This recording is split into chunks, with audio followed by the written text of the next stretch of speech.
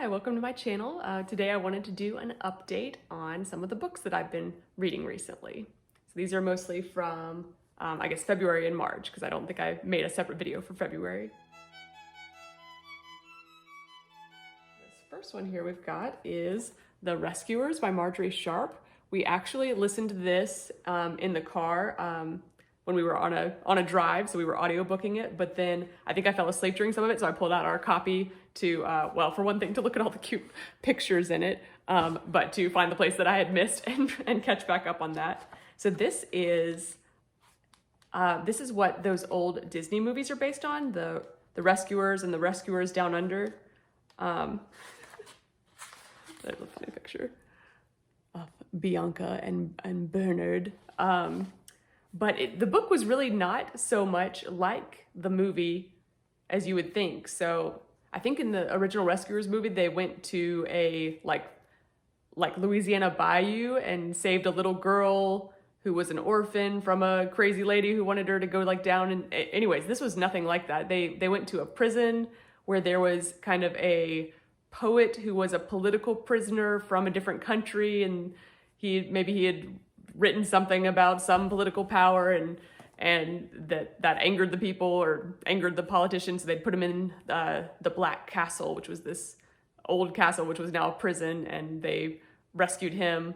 And anyways, it was interesting, but I did enjoy the little characters, and it was a cute story. So yeah, it was funny to think about this. I don't know what Bianca was like, what her background was like in the movie, but in this one, she was she belonged to the boy who was the son of a, what's it called? Like an ambassador. So like the embassies between the different countries. So anyways, so she lived in this crystal pagoda. And so she just lived an absolute life of luxury. And then she decided to go on this adventure to help save the Norwegian, I think he was a Norwegian prisoner in the Black Castle. And so anyways, it was interesting. It was a good book. I do recommend it. I think it was really fun. My son loved it, so I enjoyed that. So yeah, that was a good book. Okay. This is sort of a placeholder. This is my George MacDonald. It's a collection of a bunch of short stories. We actually had we read The Golden Key again, and we checked it out from the library because there's a really cool illustrated version that I like. So we read that one, but I don't have any more from the library. So yeah, that one is just really cool. It's a really good book. So that's like a 5-star book. My son, he still wants to get it, and I just can't find it for sale, this particular illustrated one. So of course we have all the words in here, but the illustrations are really beautiful. And I did share that book in my favorite books for children from last year. So that's a recent video, favorite children's books from 2021. So you can see that one if you watch that video. Okay, here's another book that I read with my son. This one's called Helens Temper and Its Consequences by Mrs. George Gladstone. So this is a lamplighter book, and we really enjoyed this one. I liked this one a lot. It was about two sisters, and one of them was kind of outwardly good. She could go to Sunday school and get all the questions right, and she seemed to do everything well and looked good, but her heart was angry. So she's the Helen, she's the one with the temper, I guess, but it was kind of simmering underneath the surface. And then her sister is kind of, so maybe not as smart or not as polished as her, doesn't look as good, but she has such a kind heart, and she befriends this girl who's lost one day out I think they're in London, so she's just too far from home, and she's lost, and she's a crippled girl, so she has like a bent back, and she doesn't know her way home. And she's a little bit younger than they are, so the kinder sister helps her home, and anyways, they're able to minister and help her family, and all the while Helen is, the older sister, she is just becoming more and more embittered against her, because I think some of her friends who are like her are like making fun of her because she's friends with the crippled poor girl, and so she's just like getting more embittered as her mother and sister help and are kind to this family because her father is sick, and so they're poorer than they used to be and having a hard time, finding enough work or making enough money. And anyways, I think it was a really good story. I enjoyed it a lot. I think it was good for my son to be thinking through how we treat one another and how he treats his brothers, and what kinds of feelings and actions we can have towards others, even if we are angry at them. Should we be mean and like push them down, which was something that happened in the story, or should we try and be kind and compassionate and think about how we can help people, be looking for ways to help instead of just thinking of ourselves and vanity and wanting to have this girl, she wanted to look nice and have the prettiest clothes and have all of her lessons learned and answer all the questions correctly, but all of that is outward and what's going on in your heart. So I recommend this one. It's a good book.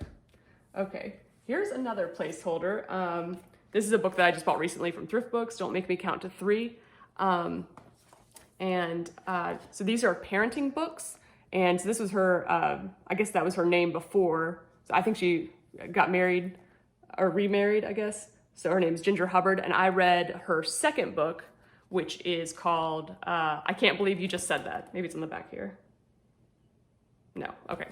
So this is her first book, but it's, so it was biblical advice for how to tame the tongue. So it was looking a lot at different kinds of sins and battles that we have with sin and temptation in our life, and how to disciple our children, and how to have these, so this is like a little guide that kind of goes with them, Wise Words for Mom by the same lady, and it kind of has these, so like the different kinds of behavior you might be struggling with. So let me see what a good one that lying is a good one. So lying and deceit is like the behavior, and then you ask these heart-probing questions. So she goes through and talks through these different things biblically. And so basically you're trying to help the child recognize their own conscience, and basically you're not just saying you need to do this, but helping them to recognize within themselves what is warring in their hearts between temptation to do wrong and the conscience, which is telling us what is right and wrong, because that's in each of us. So it shouldn't just be only the parents saying you must do this, you must not do that. We should be appealing and discipling our children, appealing to them to listen to their conscience so that they can determine, because they're not robots, and we're not going to be able to give them 1,000 rules that they'll be able to remember. So they need to be able to learn these things. And so it's based on, this verse right in the beginning I'll read this. Ephesians 4:22-23. You were taught with regard to your former way of life to put off your old self, which is being corrupted by its deceitful desires, to be made new in the attitudes of your mind, and to put on the new self, created to be like God in true righteousness and holiness. So she has these heart-probing questions, and then the reproof and putting off of that old way, and then the encouragement, which is to put on, because you don't want to just say, don't do that, but have those ideas. And so that's part of the thinking about how can we do these things that are good and kind and true, and what the Bible tells us to do. And so anyways, I have enjoyed that. That's why I bought this one, the first one. So this one's called Don't Make Me Count to Three, A Mom's Look at Heart-Oriented Discipline. So, and this is a great way to help your child know what's going on in their heart, but for you to be able to bond with them as well. So I really enjoyed that first one. So I'm looking forward to this one as well. All right, here's the next book. This is In Freedom's Cause, A Story of Wallace and Bruce by G.A. Henty. So this is about Scotland, and I'm trying to think, this was a month and a half ago that I read this one, but it was back several hundred years ago. But yeah, this is about William Wallace and Robert the Bruce and their interaction with Scotland. Scotland was being ruled by a very, a king who was cruel to Scotland. I think he was a knight, and he was good at war, and I think his own people, the English people, loved him, but when he was taking over Scotland and making Scotland not a country anymore, they were, he was very cruel to them. So It's a historical fiction, so it follows along a fictional character, Archie Forbes, and he's like, he's like kind and smart, and he's kind of like the perfect knight. So it's fun to follow him along as he's like meeting William Wallace, and goes through the whole story. Like, you meet William Wallace's wife, and then very quickly she gets put to death by the English. And then it follows William Wallace and his course, and there were some really beautiful passages in there, and how he fought for Scotland, and then there came a time when, even though he was strong and doing well with his battles that he fought, he decided to stop fighting because he realized he was not the person who could be their king. He didn't have any right to the kingship, and without any of the nobles or the kings to lead the way, he couldn't win, he couldn't win freedom for Scotland by himself. So he kind of stepped down, and without the noble leadership, he was not going to be able to succeed in a war. So he kind of went away for a while. I think he was kind of a knight for rent in like France or something. And then eventually he came back, and they caught him and killed him, and very brutally, and hung pieces of his body all over the country to demoralize people. And then so Robert Bruce I think he had not had the full vision of thinking that Scotland could really be free again. So he loved Scotland, but while William Wallace was alive, he was still I think it's called a vassal to the English king. So he sometimes had a half-hearted attempt for Scotland, but then he would also fight for England sometimes too. So he so then after William Wallace's death, he didn't even know if the Scottish people would trust him enough to rally behind him and believe that he was true to Scotland. But anyways, so the focus starts shifting from Wallace to Bruce, and he's crowned king, and he does start fighting for Scotland. Anyways, it follows Robert Bruce and his battles and things, and then it also has the historic or fictional main character Archie Forbes and some of his side adventures as well, which I thought were really fun. But I wonder, was any of it true? Was there any character that some of those things happened to, or was I guess I'm curious how much of it is fiction, how much of it is maybe stories that did happen, but not to this fictional character. So anyways, that is something cool about historical fiction. It makes you interested and go back and see what kinds of things were real, and I think it might kind of give you put your antenna up for when you learn more things and be like, okay, so this was, I don't know, give you questions and ideas for what to look for. So yeah, I do recommend that. I thought that was fun. Okay, and then here was, we read A Midsummer Night's Dream by Shakespeare. It's such a little book, but I feel so proud of myself because it's been just forever since I read a Shakespeare play, and I don't think I'd ever read one just for myself. I'd only done the ones that we had to read for high school. So yeah, me and my husband read this, and my son, my 6-year-old, listened to it, and we just really enjoyed it. Pretty much I did all the female voices, and my husband did all the male voices, and yeah, we just had a lot of fun with it, and I really liked it, so we want to do that again. All right, here's another one I read with my son. This is Stuart Little by E.B. White. My son really liked it. So we'd read Charlotte's Web several months ago by E.B. White, which was another one I had never read when I was younger. I can't remember if I'd read Stuart Little or not when I was younger. So yeah, he loved it. Maybe these are just not quite my style. I was not a huge fan of either Charlotte's Web or this one. It's not that there was anything bad about them. I just didn't love them.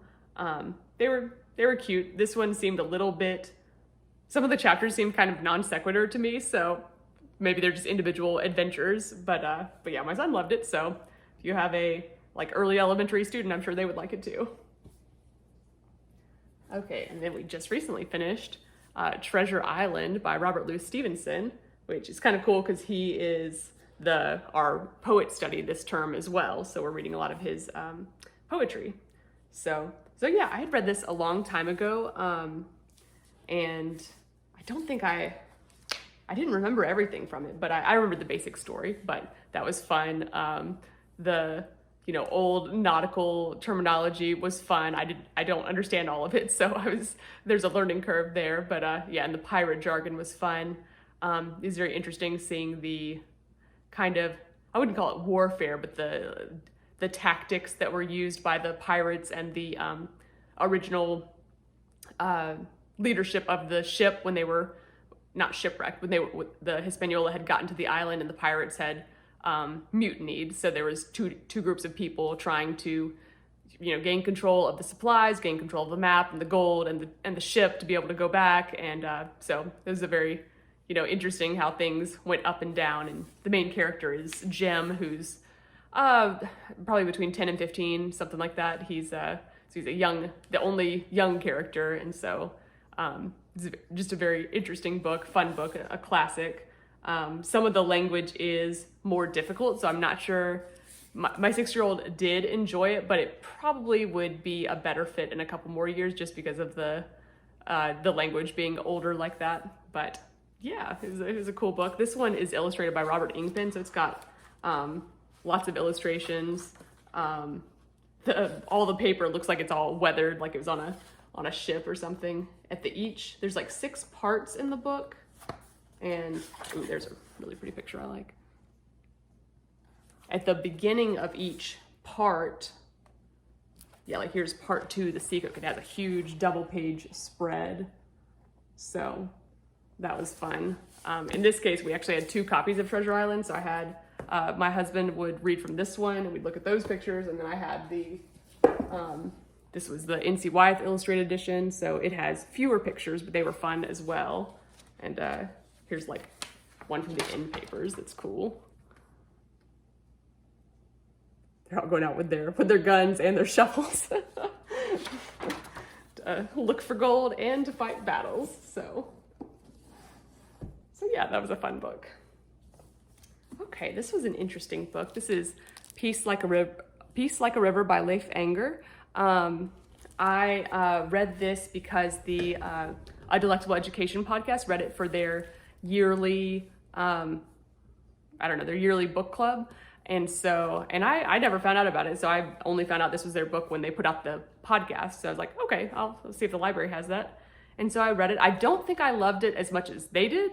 I think this is like one of their favorite books, but I'm still mulling it over, and I could definitely see myself reading this again in the future. So I did enjoy the characters, and I think my mind, I'm very analytical, so there's a self-defense trial in it, and so my mind was going over all of those details because I'm interested in self-defense in real life and self-defense cases and what it's like.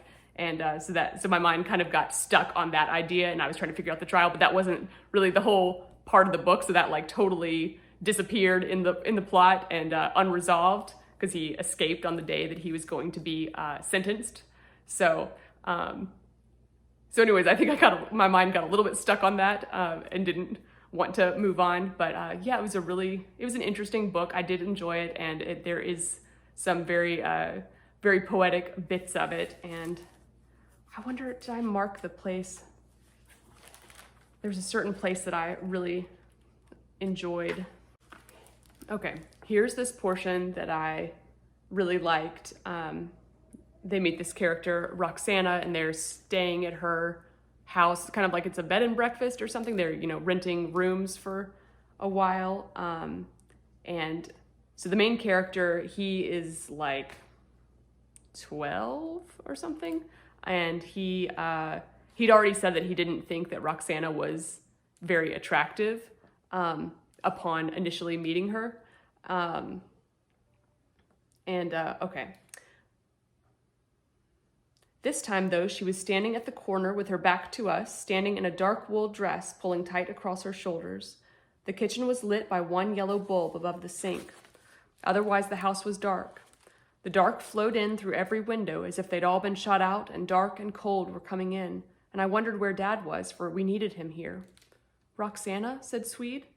Children, Roxanna replied, turning to us. Though her eyes glittered, she was not crying. In fact, she pulled a smile from somewhere. Her hair was roped back in a French braid from which it was very winningly coming loose, and she held before her a picnic basket with a clasped lid. For heartening sights, nothing beats a well-packed picnic basket, one so full it creaks. One carried by a lady you would walk on tacks for. Does all this make her sound beautiful to you? Because she was, oh yes, though she hadn't seemed so to me a week before. When she turned and faced us, I was confused at her beauty and could only scratch and look down at my shoe tops, as the dumbfounded have done through the centuries. Swede was wordless too, though later in an epic fervor she would render into verse Roxanna's moment of transfiguration. I like the phrase, which hasn't been thrown around that much since the High Renaissance, but truly I suppose that moment had been gaining on us, secretly, like a new piece of music played while you sleep. One day you hear it, a strange song, yet one you know by heart.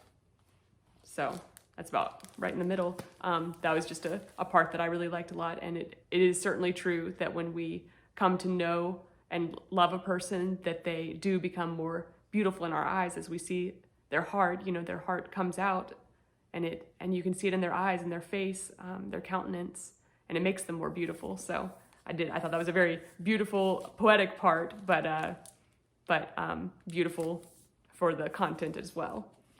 So yeah, I recommend that book. All right, here's another one.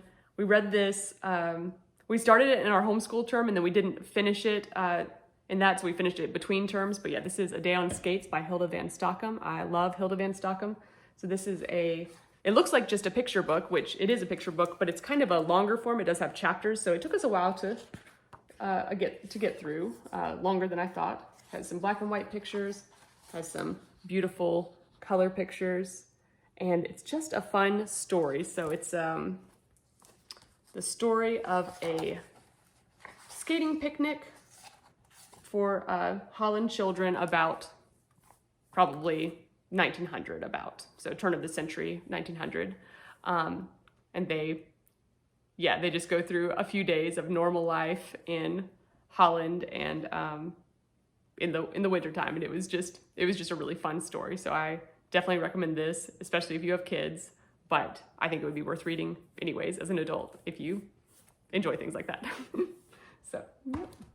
All right, and then here is this monster. This is Jane Austen, The Complete Novels. I did not read all of them. I just read Northanger Abbey, and that was actually one I had read as an ebook when I was in college because I didn't own it. So this is the only copy I have. That's why I have to read the big one. But this one's cool because it is illustrated by Hugh Thompson. So it is fun to see the pictures. This one doesn't have so many pictures, but there's a picture. So that's just a fun extra. I can hardly hold this one up. So I would usually plop down on the couch with this and put a pillow in my lap and then squish this onto the pillow and sit like that to be able to read it. But I did enjoy Northanger Abbey. I read that with the Literary Life podcast. I think they did it quite a long time ago, but I just, whenever I want to read them, I go back and I'll read the chapters and then I'll listen to their commentary on it because they are really fun, and it helps you notice a lot of things that I wouldn't notice by myself. So yeah, it was good. It was funny. There's kind of a critique within it to the reader of the sentimental novel and the gothic novel, and there's kind of different portions of the book. And yeah, she is making funny commentary to the reader. So I got a lot more out of it this time than when I read it when I was in college from my iPod Touch, ebook. So I liked it a lot more this time. Okay, and then one other book that I read, audiobook, was Sally Clarkson, A Waking Wonder. I think that's what it's called. A Waking Wonder. Yeah, that was one that Chantel recommended, and I feel like it took me a while to get through the intro, but I think it was competing with another audiobook I was listening to. So I did enjoy that once I got into it, and I liked it a lot. It was very encouraging. It had lots of ideas, more ideas than I can process all of them, so I'll probably have to read that again sometime. But yeah, I'm also slowly working through her book, Educating the Wholehearted Child. So I really enjoyed what she had to say, and if you're interested in homeschool, or really, I don't even think you would have to homeschool to be able to implement some of her ideas. Just, yeah, that idea of awakening wonder, and how do we break out of the schooling and the norm and want to learn? How do we become lifelong learners? How do we help inspire that in our children? So yeah, that was a good book. I recommend that one too. And thank you, Chantel, for the recommendation. But yeah, so those are my recent books. Thanks so much for watching. Please like and subscribe, and yeah, I'll see y'all next time. Bye.